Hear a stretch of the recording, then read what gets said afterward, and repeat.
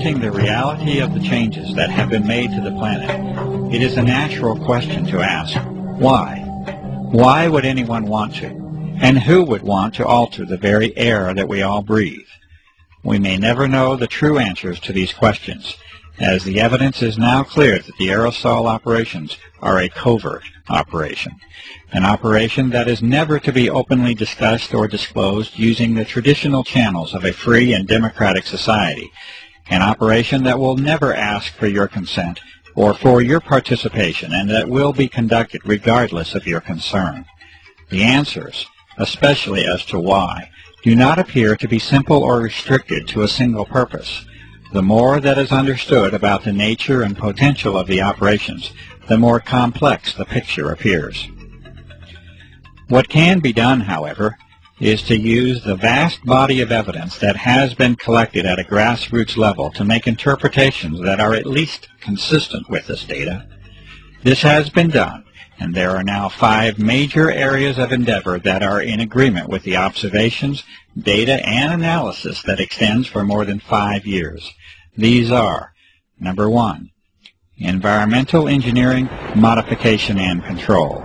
2, electromagnetic operations. 3, military operations. 4, biological operations. And 5, planetary and geophysical change itself. These areas are not mutually exclusive to one another. There is an overlap that can make it difficult to discern where one program may start and another end. It is quite possible that any, and indeed likely that many or all of these operations are being conducted concurrently.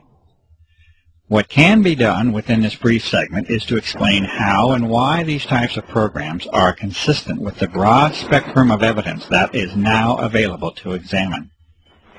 First, with respect to environmental engineering, modification, and control, the evidence now shows that the very physical nature of the atmosphere has been changed.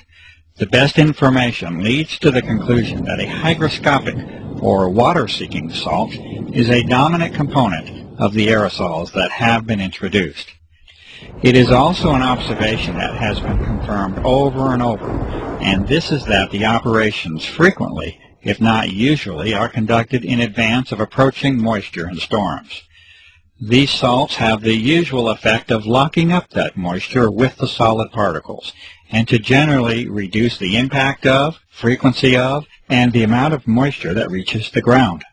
This is one of the simplest interpretations that can be made that is supported by countless observations, and this is that the moisture levels of weather systems have been altered. It may be no coincidence whatsoever that drought is now commonplace and widespread, and that the moisture of the planet is becoming an increasingly precious and sought-after resource. There are those who make claims that the aerosol operations have an intended, benevolent objective to mitigate the effects of global warming. It is also apparently accepted within that same claim that it is best that such an intention not be internationally discussed in public, and that you are best off not knowing about it. Unfortunately, the data does not support the contentions of benevolence that have been made, and in fact, the majority of the data can be considered to have detrimental and potentially disastrous consequences to the life and ecology of this planet, including humans. Furthermore, the vast majority of elements and substances under examination will actually increase the heat levels of the lower atmosphere rather than decrease it when they are placed into it.